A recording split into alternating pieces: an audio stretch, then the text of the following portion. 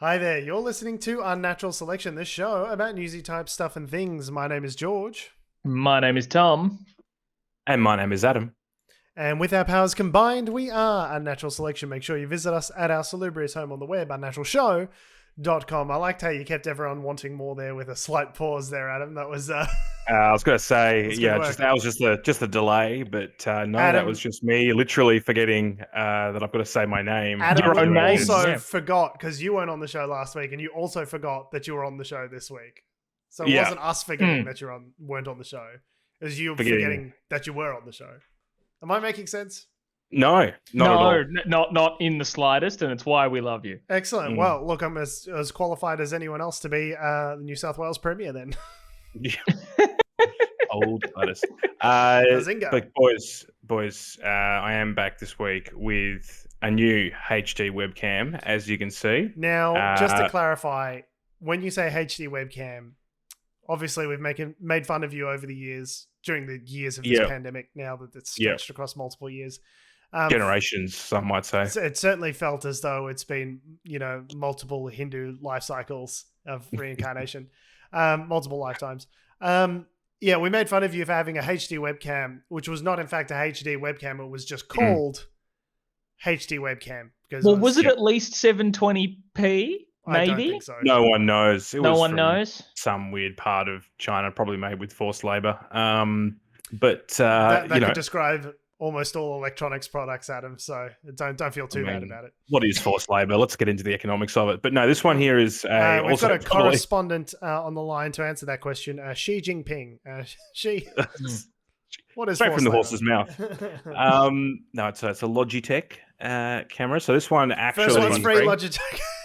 Actually, apparently, has a frame rate that's above 4, and I believe can do 1080p. Yeah, we're almost all practically sponsored by Logitech. I believe we're all using Logitech webcams. So if you like how this show looks, go buy Logitech. No, don't. I am a awful shill. Now, actually, George, I know this is an audio medium for most people because fucking no one's watching, the live stream, because I can see that the only viewer on it is me in my personal Twitch channel watching this. Still counts. But are you drinking from a personalized coffee mug that has your dog on it?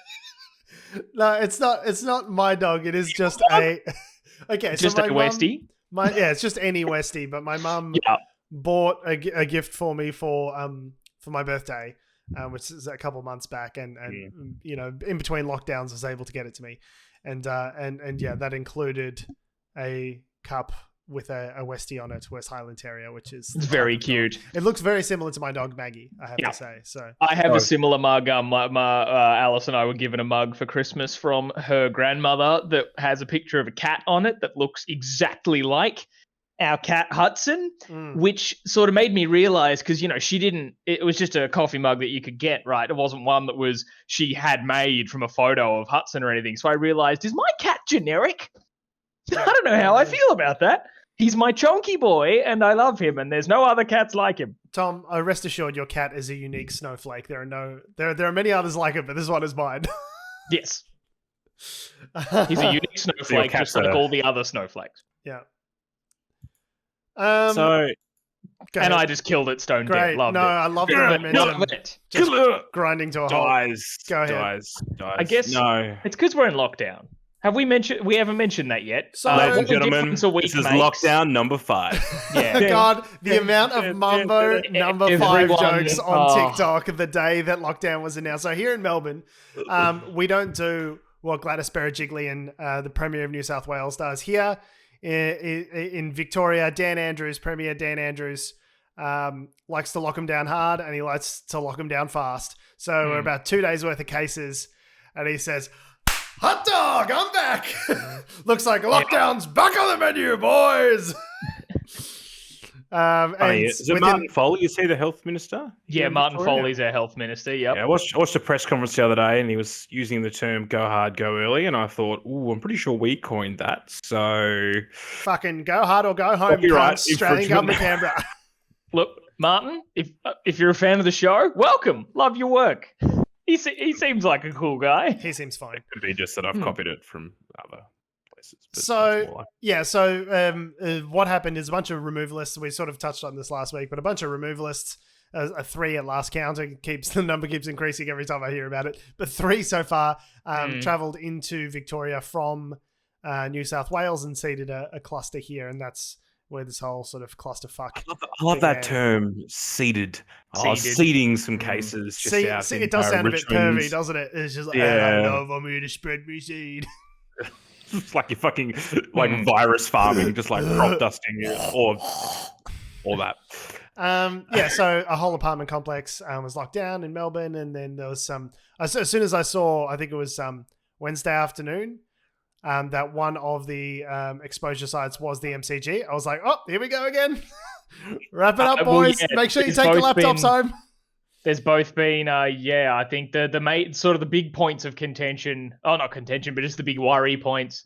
Well, footy game about a week ago, last Saturday afternoon. Now, I think there was a rugby match on Tuesday as well. For international listeners, footy is Australian rules football, which is played by beating the shit out of your fellow man whilst they're holding an oblong-shaped ball. Yes, correct. You have to have the ball, to be fair. You can just, general melees at halftime. That's true. Gentleman's code in the game is that you at least pretend you're going for the person with the ball, but really you should just punch whomever you have a beef with at any particular time.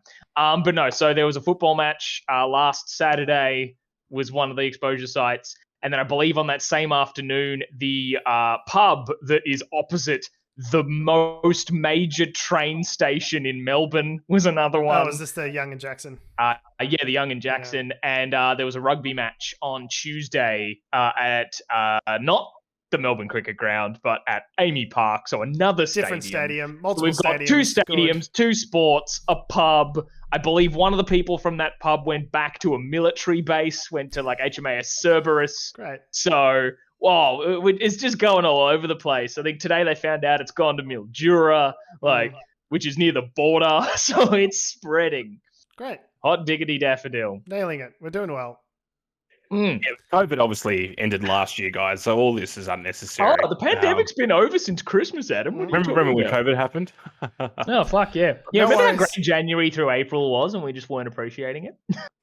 Yeah. Don't worry, guys. It'll only be 3 more lockdowns till Christmas. Brilliant. So a few things in that. Obviously Melbourne is locked down. Premier Gladys Berejiklian was kind of like vaguely cunty about Melbourne. New South Wales Premier. Yeah. And that wasn't nice. People didn't love that. No. They were talking about how the exposure, people were saying, Gladys, what's going on? And I've noticed actually the journalists being a bit cuntier with it. And I wonder if it's because it's like lockdown finally affects them because they're like in the state that's actually being locked down. They're like, hey, this lockdown business is pretty fucked. Hey, Gladys, what are you going to do about it, Gladys? It's like, I did not hear this tone from fucking journalists towards Gladys Berejiklian in the last year or so. This is new. But it's just like this very like, mate, what the fuck's this is Bob from 7 News. What the fuck's going on, Gladys? Yeah. What the going on? Locking down's what those fucking communist socialists in Victoria do. Yeah, what gives? And a lot of definitely change in tone from the federal government towards gold standard Gladys about how locking down's the right thing to do, and Prime Minister Scott Morrison standing astride Gladys Berejiklian. Legs akimbo.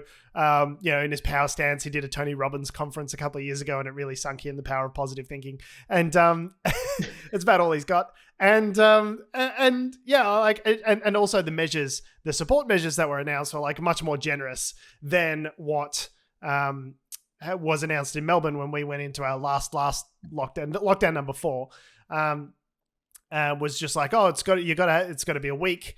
It's got to be longer than a week. You've got to have less than $10,000 in the bank account, all this sort of stuff. And then now New South Wales has gotten locked down. The support measures have been much more generous. It's sort of like a shitty JobKeeper 2.0. And people are just noting those differences online, and it's been salty. It's been a little bit salty online as of late. Gladys Berejiklian smirked when someone said, what needs to be open, what doesn't. There was obviously controversy about a Louis Vuitton store, like non-essential retail being open and not.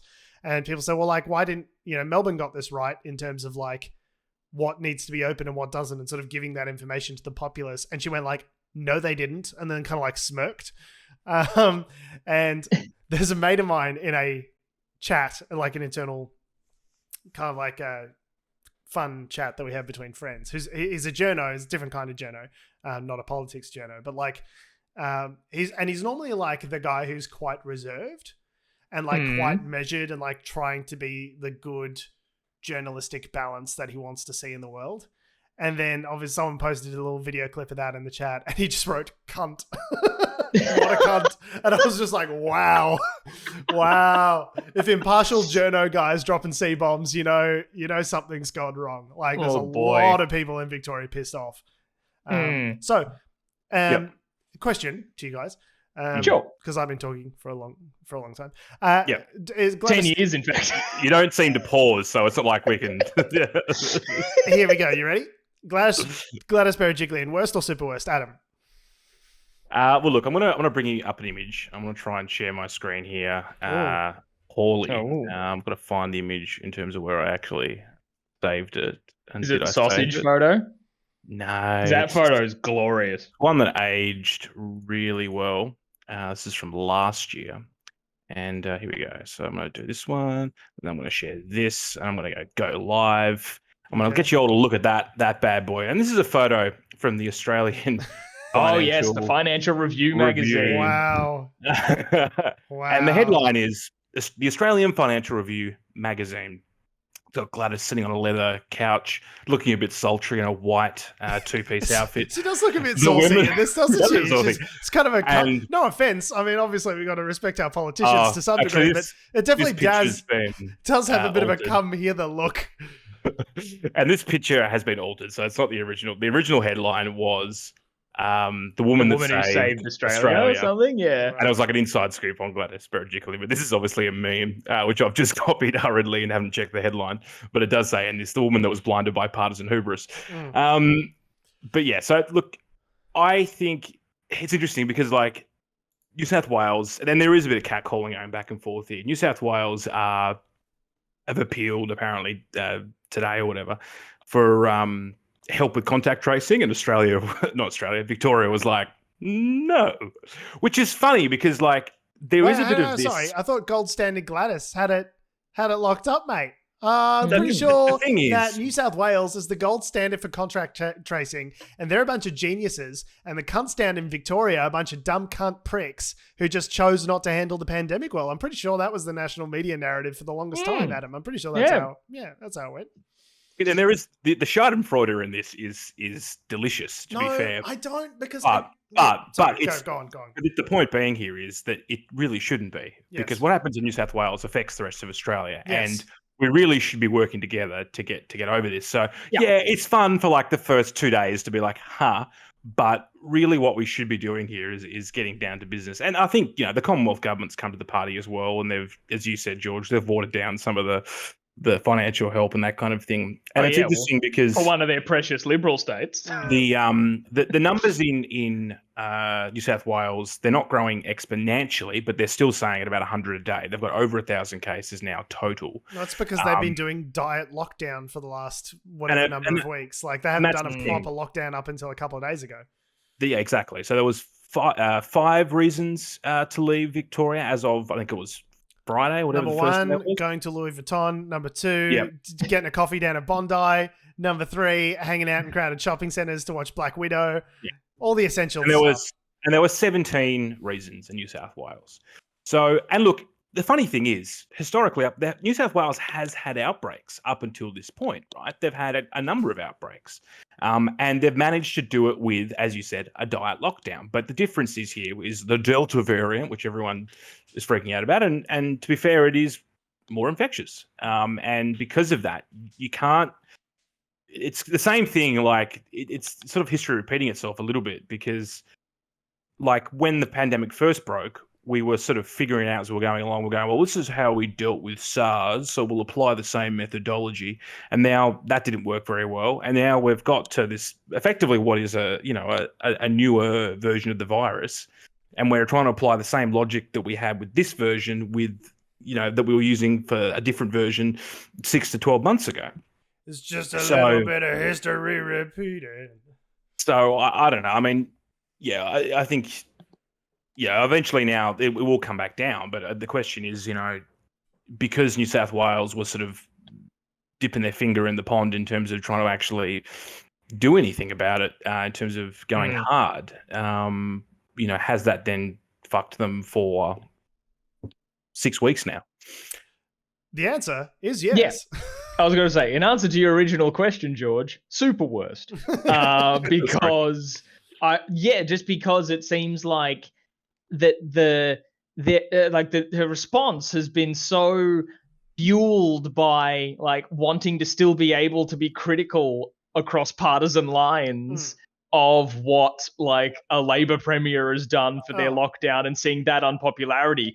So then sticking to your guns to be like, well, then we can't do that exact same thing. That makes me look like a hypocrite. So I'm going to do less, like whether it's a conscious decision like that black and white or not. Yeah, she seemed just super hesitant to do something like that when it's what we need. Like it's what you need to do. Yeah. Like until we can all get fucking vaccinated. It's, caution.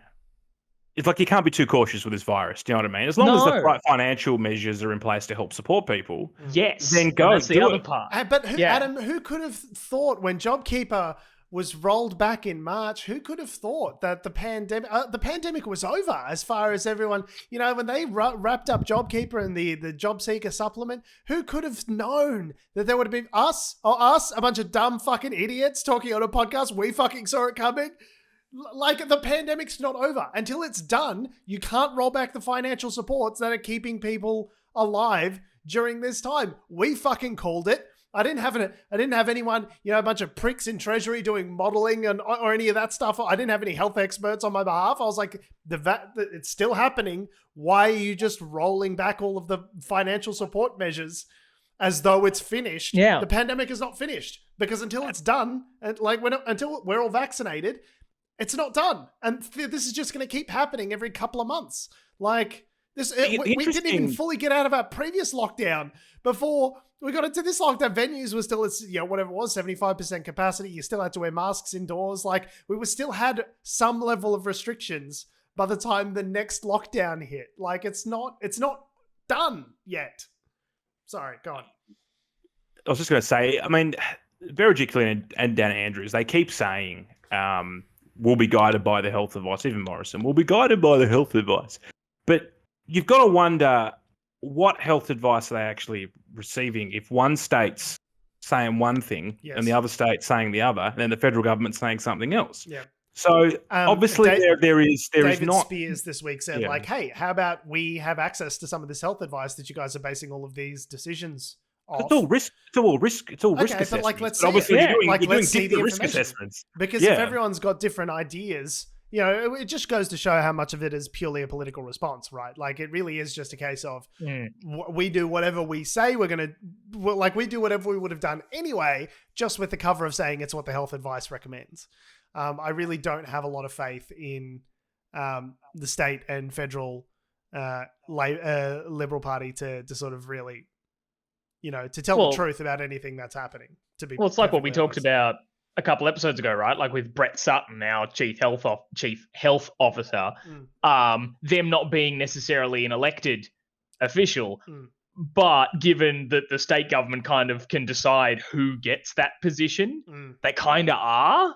Yeah. Like, if they were super at odds and all that sort of stuff, then probably they wouldn't be the chief health officer. So probably the people who are giving the health advice in this instance are people who are kind of, they're working within that.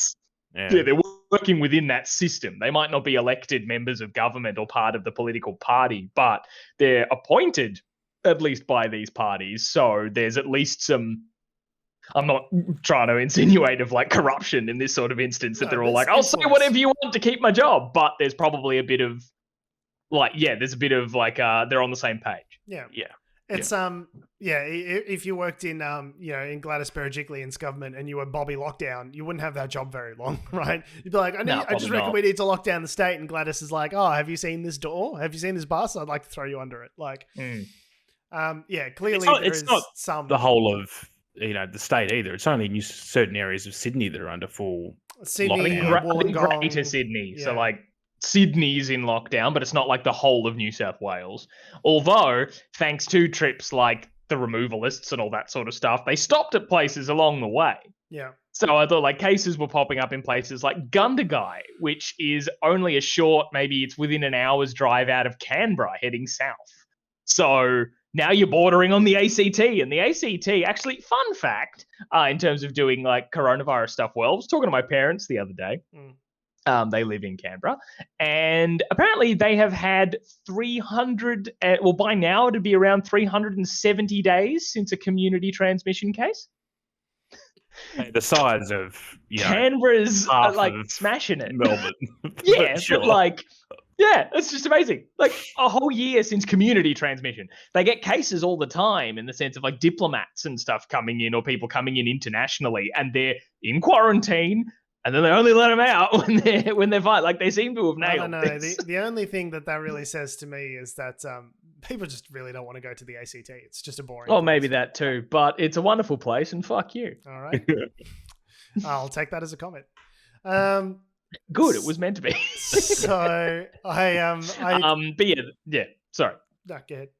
Oh, it's just like things like the removalists and stuff like that is what makes this kind of really interesting. In that, yeah, in the way that travel is still kind of happening and people are skirting the rules. Like I think even in New South Wales, I think there were some guys who were all like fined for leaving Sydney and going to like the New South Wales coast. I think again, removalists. I don't know. I don't think these are the same removalists. So I think this is a separate group of people in the same industry moving around who knew they had COVID. They had received positive results and still went.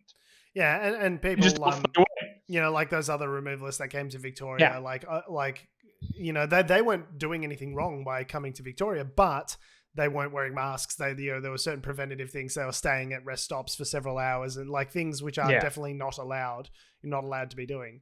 They were doing, and so. But yeah, it's just like, and now it just goes to show it's like it is one of those things where it's like all you need to do is have like a handful of people not playing by the rules, not doing what they're supposed to do, and it fucks everything up. Like half of all Australians are in lockdown right now. Between Victoria and the Greater Sydney area, that's most Australians. It's like 12 million people or something was the number I saw the other day. But I guess it's something where I wouldn't want to presume like the situation of these three guys who went from Sydney to the coast and all that still with positive cases, because I guess it's another aspect of where you need the financial support systems in place. Because like it could have been just arrogance and stupidity and being like, oh no, she'll be right, I've just got the spicy cough or whatever, or a case of, well, then it's either work or starve, or like work or like not be able to like sustain yourself in that way. So that's why all these people get angry at these lockdowns, people get angry at these restrictions, and they're frustrating and they're tedious and they're tiresome and depressing. But it's like, don't be angry at the fact that we're locking down. Be angry at the fact that locking down is like so damaging to yourself. Like there's provisions that people can put in place, and whether that's state or federal or whatever, like I guess that's where you're getting into the nitty-gritty as to whose responsibility it is to be supporting. But probably in most instances, people who are having a crack at Dan Andrews really should be having a crack at Scott Morrison. To Adam's point earlier, like I'm obviously happy to stick the boot in with Gladys every now and then just because she's terrible. But like I agree with you. We shouldn't be like, we should be all working together and doing better. And, it should be a more cooperative response, right? It doesn't help to have, a bunch of sniping and that sort of stuff. But Mark McGowan just being like, we're shutting the borders. Goodbye. See you later. See ya. Like chainsawing WA off from the mainland.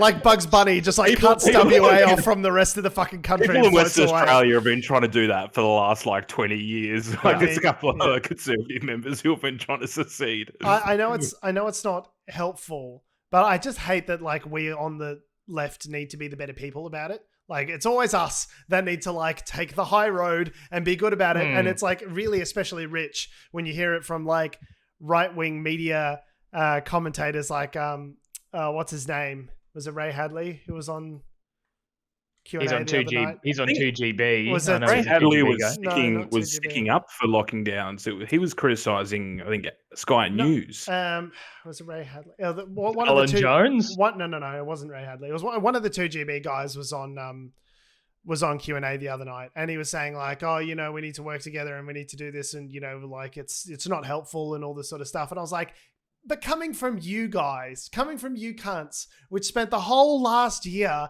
sticking the boot into Victoria and saying Dictator Dan, and like the media narrative all of a sudden looks really fucking different when it's your guy, when it's your, you know, person who's in charge, who's bearing the brunt of it. All of a sudden, the left needs to be better than, and not, you know, try and stick to. I'm just so frustrated that we are always. Does that make sense? That we need to be the ones that take the high road all the time when. Oh yeah, which is why it's kind of like maybe we should take the high road while still sniping. I think you can do both. Like when they ask for us, can we have contact tracing help? We're like, yeah, sure, we'll help your apparent. Like, you know, if you just announce it being like, yeah, we'll help with your apparent gold standard. Like, yeah, with your gold standard, you need us. All right, you can have them. Like, just have like sarcastic, passive aggressive help. Maybe let's like kick that in. I reckon you need to have a chat to the comms guys within the Victorian government, and maybe you can work something out, Tom, where there's a bit of a strategy there. The guy who I was thinking of was Steve Price. Price, regularly the conservative punching bag on the project, formerly of 2GB. He really is. He literally has it written into his contract. Hey guys, I'm the fucking dickhead on the project. How's it going, cunts? I've got a shit posty opinion. How's it going, pricks? And joining us now with his dumb cunt opinions, Steve Price. Steve, you're a fuckwit? I am a fuckwit. Yeah. Thanks, Waleed. Now, it's just fantastic that you mentioned that of like, you know, always us having to be the better people and how the media stuff sort of changes when it's our guys. Oh no, yeah, when it's their guys, sorry. Yeah. I'm just trying to find the cover now. Did you guys see the cover of the Herald Sun earlier this week? Believe it or not, I missed it. I was like, that's not me saying, I just picked up my coffee to have my morning read like I always do. No, I've seen it being shared around. You know what it is? Since Maggie, my dog, stopped pissing on newspapers and we transitioned her successfully to the pee pads and then to proper toilet training, I haven't actually had an opportunity to see any of the Herald Sun, any of the Murdoch Press at all. So yeah, please, amazing. Tom, tell me what it says. Herald Sun puppy pee pads. There's an untapped market. There's a market there. There's a market there. Write that down. No, so this was on July 13th. So it was like Tuesday, like last Tuesday. All those years ago. And the front cover of the Herald Sun just had like, I don't know, just stop me when you just want to throw up a little bit and just choke on your own rage. Right? Go ahead. Okay. It has in big letters, it says a call to arms. Ugh. And then the sub headline, you know, like sort of headliney bit says, the pandemic is beating Australia. Lockdowns and fear, not vaccines and hope are winning. We are fed up with petty politics, finger pointing and division. This is a war against a deadly invisible enemy. We will not win it unless we get serious and on the same page. No more promises. It's time to get the jab done. And I'd say, yeah, that's our point. That's our point. That's my point. Like, no more finger pointing and division. You're the Herald fucking Sun. How do you sleep at night? Anyway, so we've got everyone just needs to behave themselves. Anyway, on page 4, we've got a feature on Dictator Dan Andrews being a dumb cunt, dog shit, dickhead. It's so fucking rich. Like it really does make me feel slightly ill. And then everyone's like, unbelievable. It's one of those things. It's like everyone loves bipartisanship. They're like, yeah, we really should. Like they love the idea of bipartisanship, people working together, and we just really need to get to pull their fucking heads in and work together.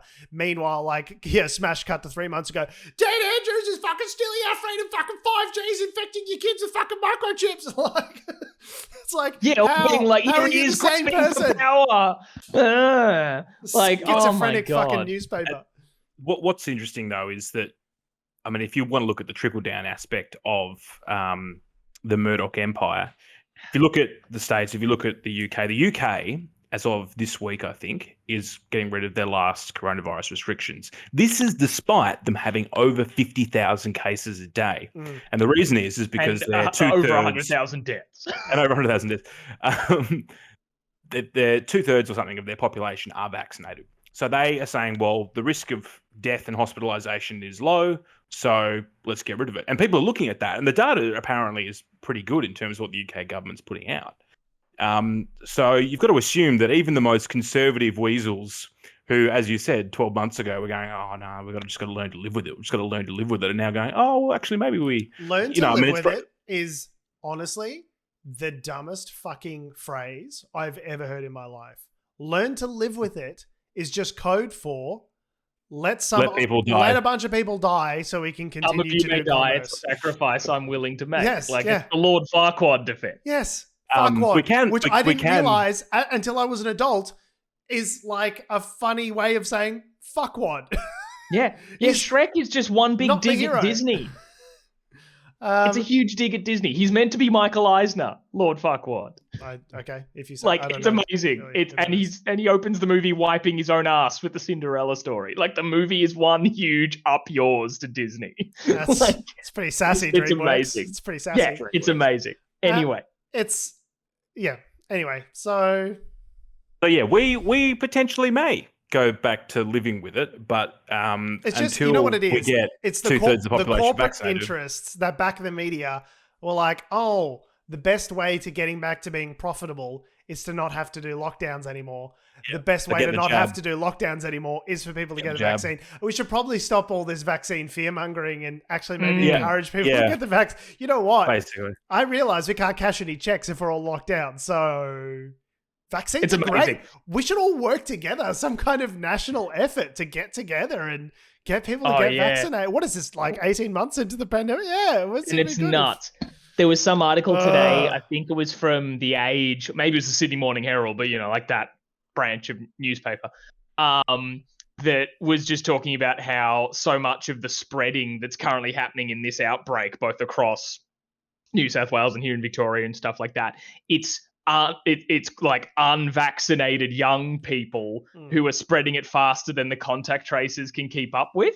And it's like, yeah, if only we were fucking eligible. Well, and that raises a really good point. So something that was a big thing this week was the ad that came out about the young woman gasping for breath. Well, that was technically I think we talked about it last touched week. on it last week. But yeah, as a lot of people were talking about that on social media and in various interviews and stuff this week, because of how sort of gaslighty it was. They're saying so the ad is a young woman struggling to gasp for breath. She's got a ventilator on and she's in a hospital, and it's like very like, this could fucking happen to you. Even young people can fucking die of coronavirus, you dumb pricks. Fucking get vaccinated, you cunts. And it's like, that was the tone of the video.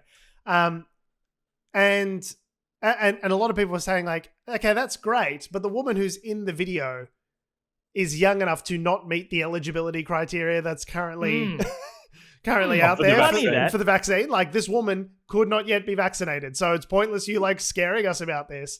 It's just people or boomers turning around to young people going, you guys should really get fucking vaccinated. Hey, like, stop fucking around and, get vaccinated and protect everyone. And it's like, but you are the ones that are eligible for the vaccine and you're not getting it.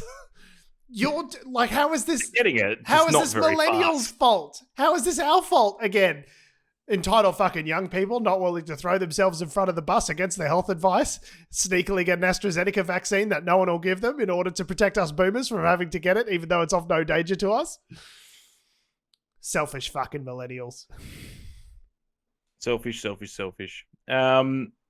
Do you guys feel gaslit by that commercial? Am I just being sensitive? I haven't even seen it, to be honest.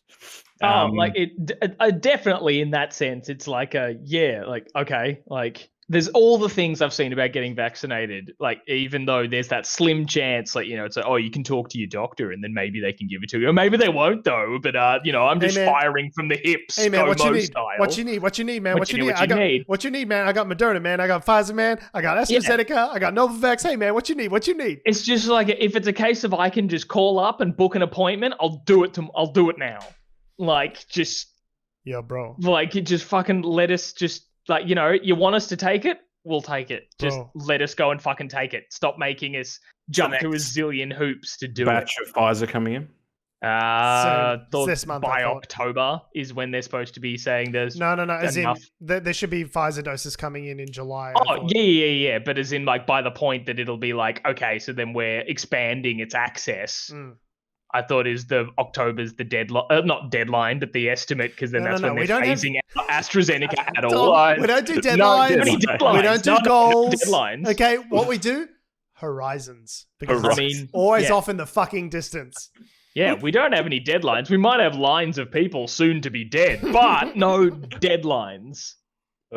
And you guys talked about the Kevin Rudd situation last week. We did. Yeah, we touched on it. It's developed a lot since then, in that I think Kevin Rudd's secretary or whoever like wrote the letter sort of from him, it was very much worded not like in a first person sort of sense, more like Mr. Rudd would like to dispute the stuff that's being said, kind of saying Mr. Rudd did not speak to the Pfizer CEO in any kind of official capacity for the Australian government. He wouldn't want to be associated with these fucking dumb fuck shits who've been fucking up this entire fucking thing because they're dumb cunt motherfuckers. No one's denied the conversation. Paraphrasing there ever so slightly, but yes, No, didn't want to be associated my brother met with Kevin Rudd once, and he dropped an F-bomb. I think that's exactly how he'd say it. I mean, I'm sure it's how he said it, but it's not how it was phrased in the letter. Let's keep going.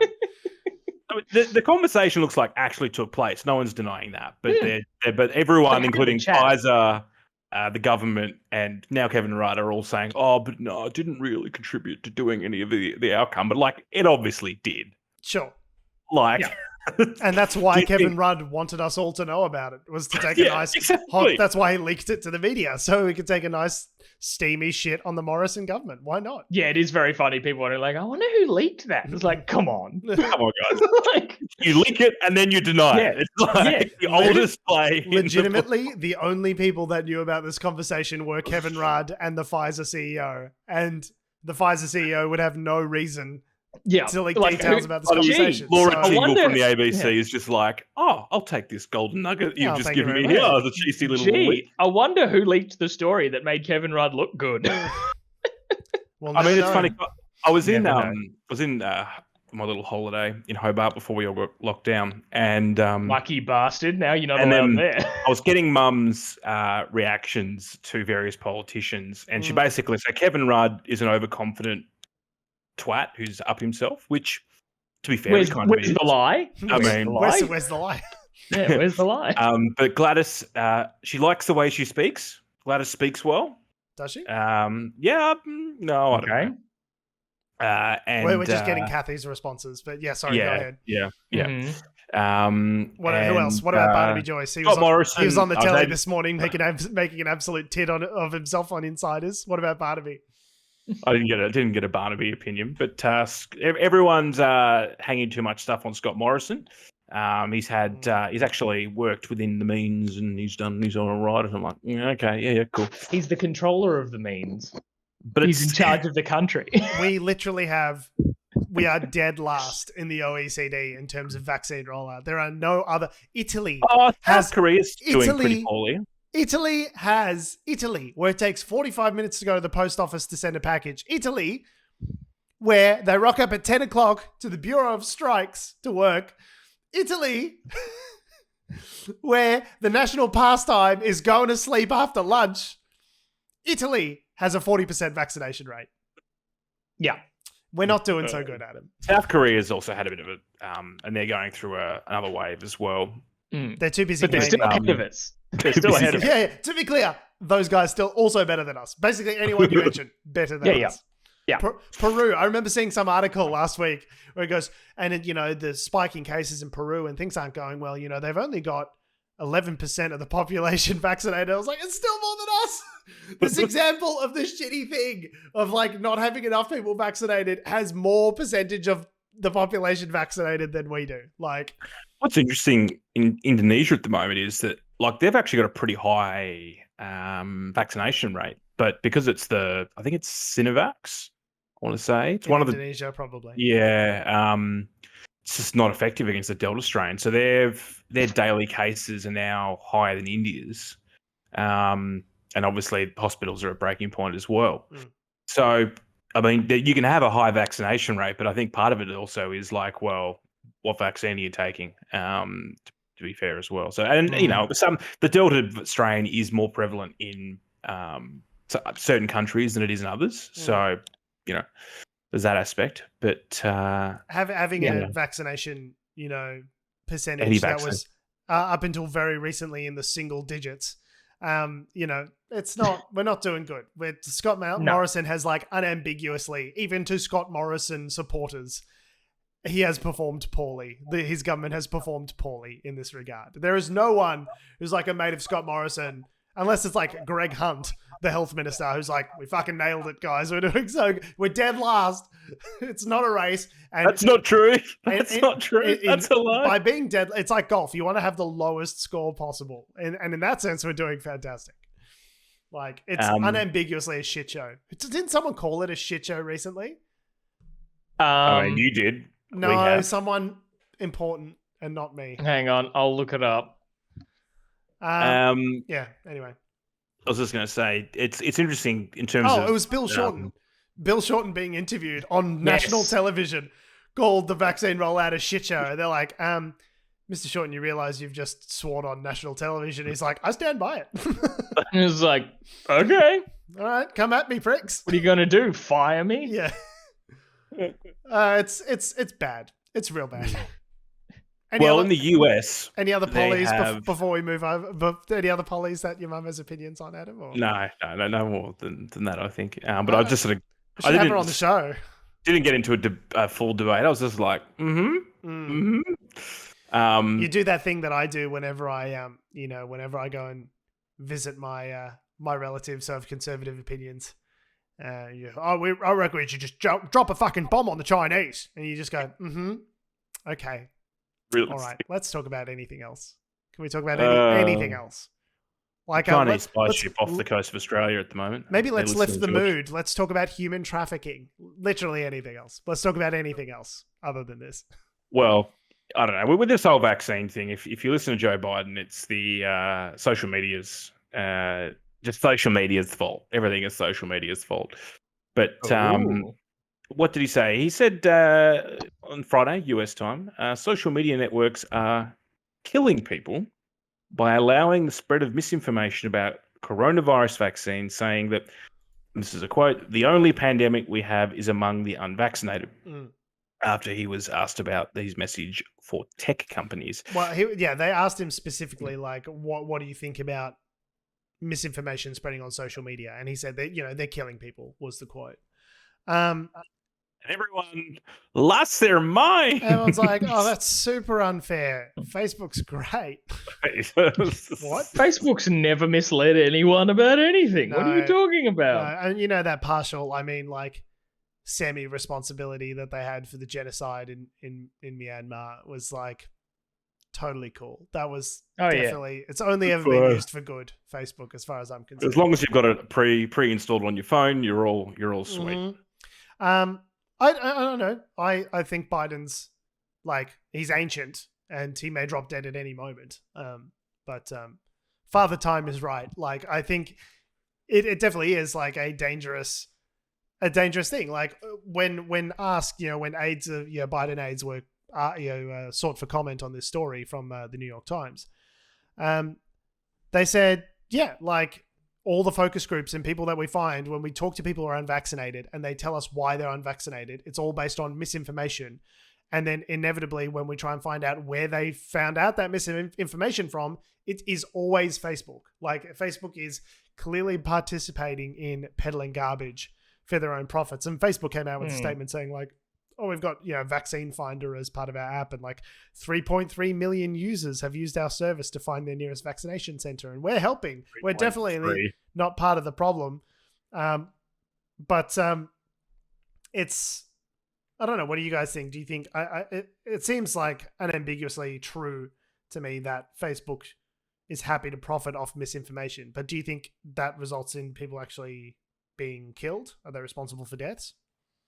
Or by association, in that sort of sense. It's an interesting, I guess it depends, I'm trying to, just because of the way my brain thinks, trying to picture it in the kinds of the A to B scenario we're talking about. Because there'd be them allowing on their platform people say, even though bear with me, he's not allowed on their platform anymore, I don't think, but someone like Alex Jones, like them allowing for a personality like Alex Jones to be on the platform to then be spruiking the misinformation, posting links from their website that's loaded with misinformation, etc. Then that's an easy thing to like shut down and get rid of. But if it's just that fucking blah blah blah's uncle just shares links to 8chan or whatever where people are talking, yes, like Facebook's the medium through which one person posts a thing and then someone else sees it and starts to question the vaccine, not get vaccinated and all that sort of stuff. It's more that while I'd say yes, Facebook's part of the problem in that sense, it's also I don't know how they could not be in that regard without the platform operating the way it does. So, but I guess then that's maybe a tech question that's beyond me. It's the same. The same thing between, is Facebook a publisher? It's the same thing for the news. Exactly. It's exactly the same situation. Yeah, it's that. It's like, do we is the encumbrance on the platform, or is it on the people that use the platform? And where do you draw that line? Which is the same thing as we were talking about a few months ago with the media bargaining code in Australia. It seems like we spend a lot of time asking where to draw the line rather than actually drawing the line anyway, though. Like, it seems drawing like it anyway. It's just like this infinite, recursive, recurring discourse that we keep having. We're like, where do we draw the line, though? And then Facebook, Facebook has launched. By the way, full disclosure, I'm a Facebook stockholder. And I also recognize the company is pure evil, but I understand that they have a deep, almost psychological, deep-seated psychological need to keep earning money at exponential rates forever, and so that's why I've purchased the stock. But are you going to buy their headset as well for VR? I am. I'm probably going to get their Oculus Quest. First one's free, Oculus. So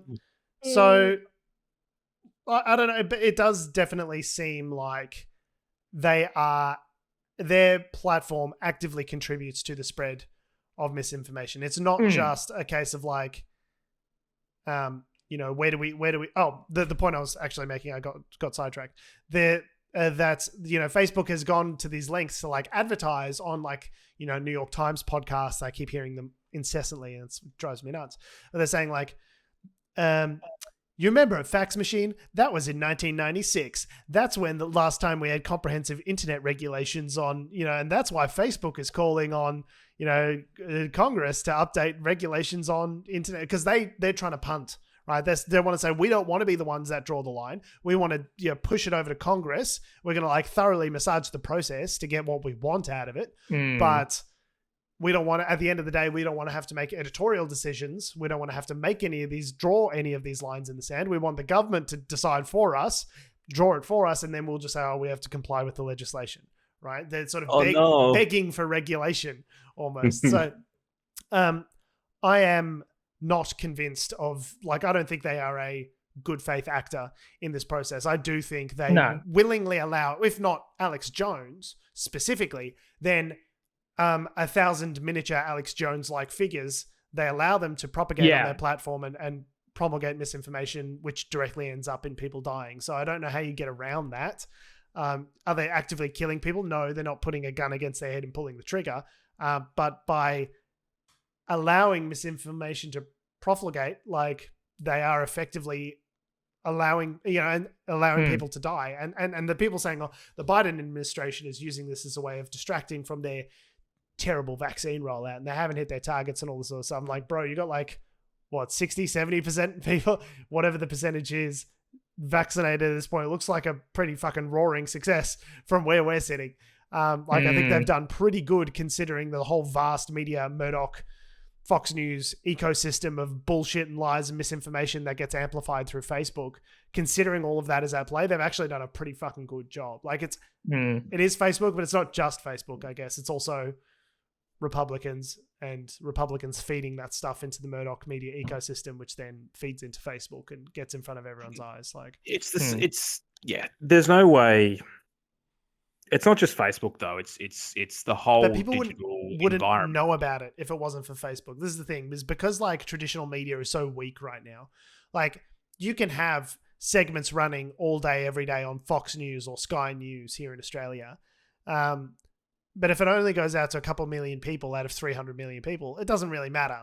Yes, you are amping up a very small portion of the populace, but it's only when it gets into social media and then takes flight and then becomes part of the mainstream discourse. Like New York Times is writing an article about how Tucker Carlson said this fucking crazy thing. Like it's not until it gets into that level. That's not what I'm talking about. Like, really what I'm talking about is but I'm like, saying social media facilitates that. Yeah, but like it's not just Facebook. That's my point. Is that like we saw here in Victoria? You know, you have some bots that pump out a couple of tweets and then create a couple. You know, they create a bunch of fake Twitter accounts, and you get into the trending, and like you can manipulate the stats, whether it be Twitter, Facebook, Instagram, YouTube, whatever, other social media networks, TikTok.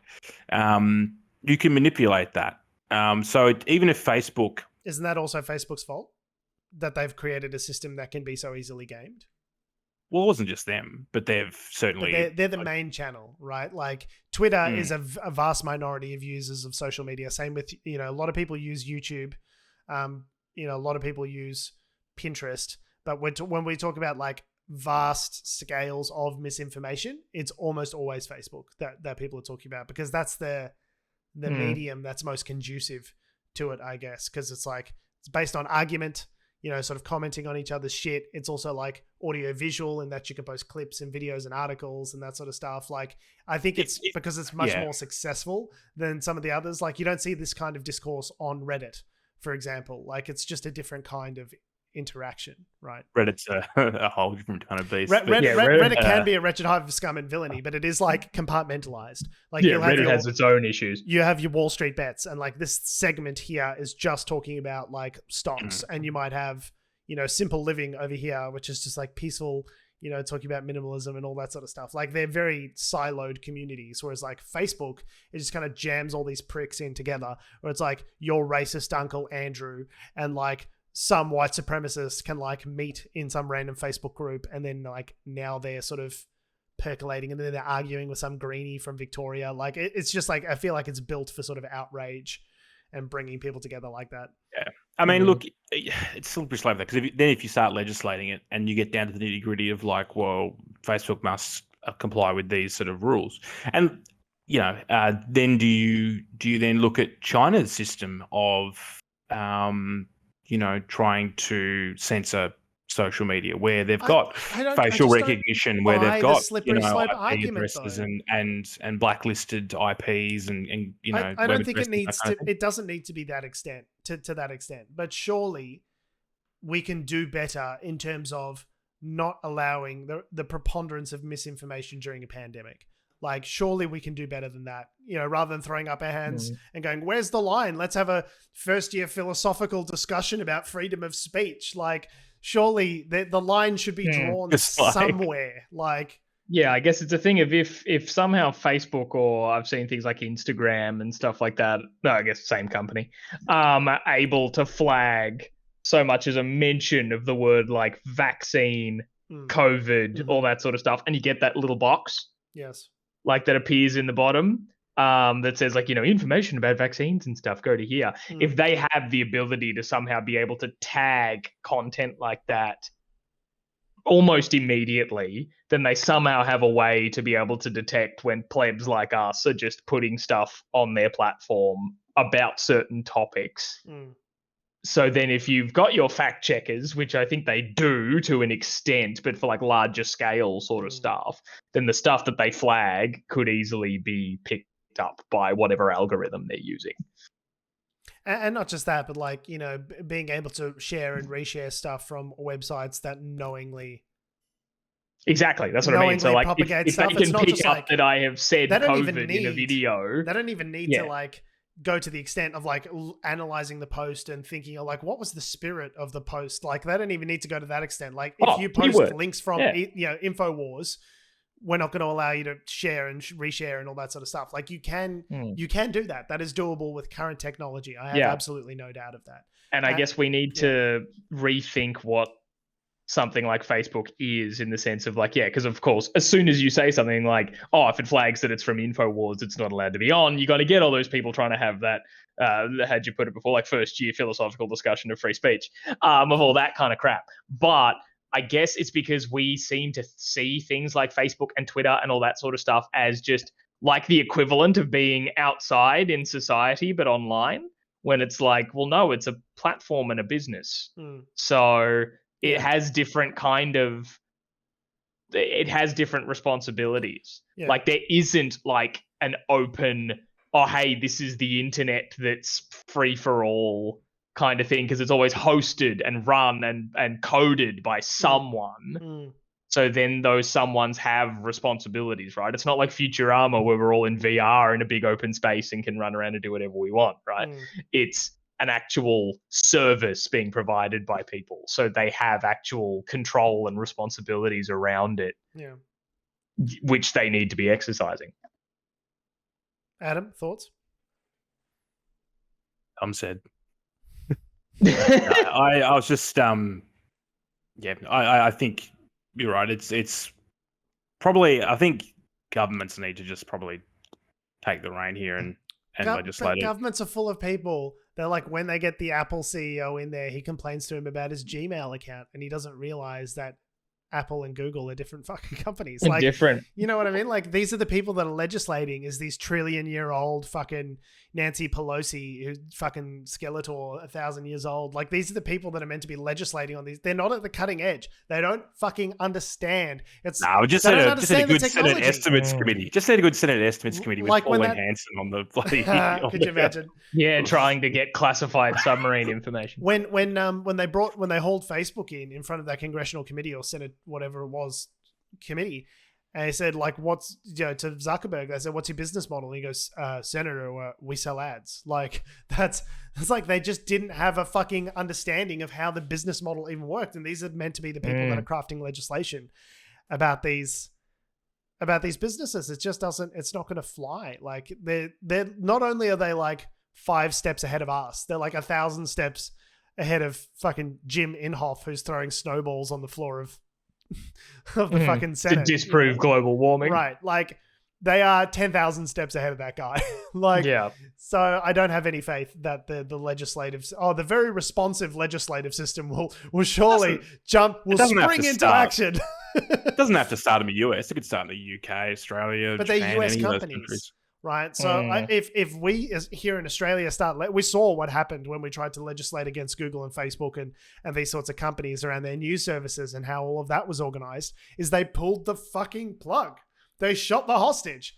They said, fuck you. You don't get any Facebook news anymore. Go fuck yourself. Like, we really don't have, as individual nations, and minor powers such as ourselves here in Australia, we don't have the sway that, to legislate against these multinational, international, global corporate entities. Like, it needs to be done in the US, and they're not gonna do it. So it kind of seems like we're at a loss. We're just, every couple of weeks we'll be like, but what is a platform? What is a publisher? And we'll just like, I'm just asking questions, man. Until like it was going to be 60, and we're just be like, who even knows what a publisher? I'm just going to be this old decrepit man having this exact same fucking conversation in 30, 40 years. Like, at some point you need to draw the line somewhere. Someone needs to do something. Clearly this isn't working. Thank you for coming to my TED Talk. It's funny that we I was just thinking why you guys were going on about that. I was like, fuck. Like, it's important. It's an important question. You guys were talking. I was thinking about something else entirely. I was thinking about something else entirely. Just like in Africa at the moment, like, there are like 200 people have died in South Africa, and it's probably partly Facebook maybe playing into this as well, where, they're rioting in the streets because Jacob Zuma, who's like hilariously corrupt, went to jail, and they're upset about that, or some people are. Yeah.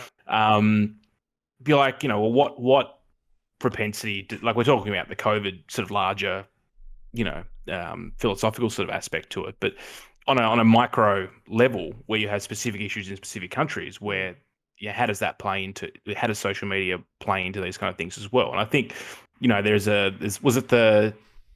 that documentary they were talking about? Trinidad and Tobago. Okay. Where basically, was it Cambridge Analytica basically swung the election for them? Yeah.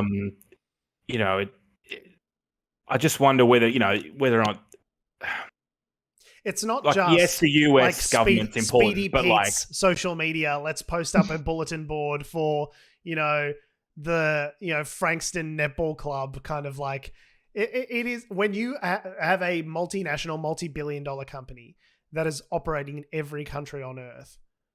You have a responsibility.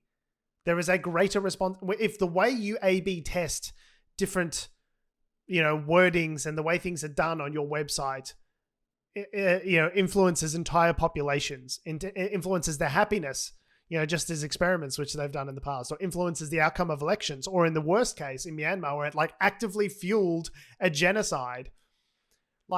You have to jump in there and say, we have a larger responsibility to do something, to set our own rules to make sure shit like this doesn't happen again.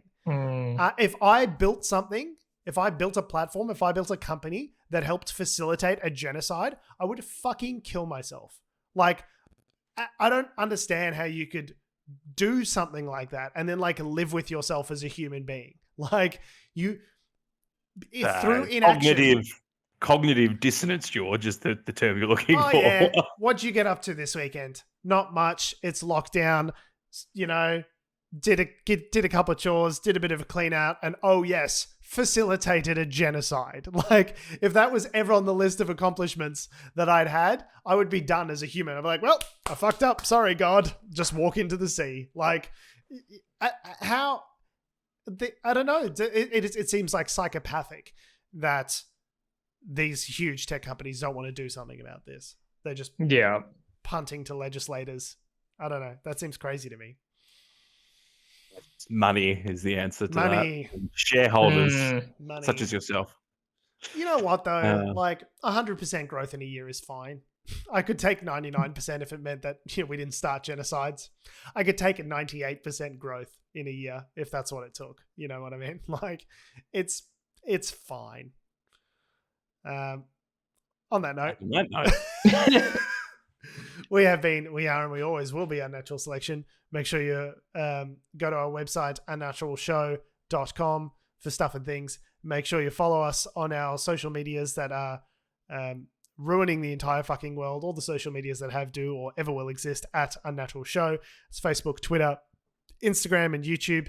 Make sure you follow me on Instagram and Twitter at George Tsipos. You can follow me on Twitter at Tom D. Heath. You can follow me on Instagram at AC Doreen. And you can follow us down to one hack away, where we'll make our displeasure known to Mark Zuckerberg. That's where their Facebook headquarters is. True story. Thanks for listening, guys. Love your faces. We'll see you next week. I think we really showed Facebook when we decided to stop streaming on their platform. Nailed it. Got him. Nailed it. Yep. I'm sure it keeps Zuckerberg up at night. I will never financially recover from this.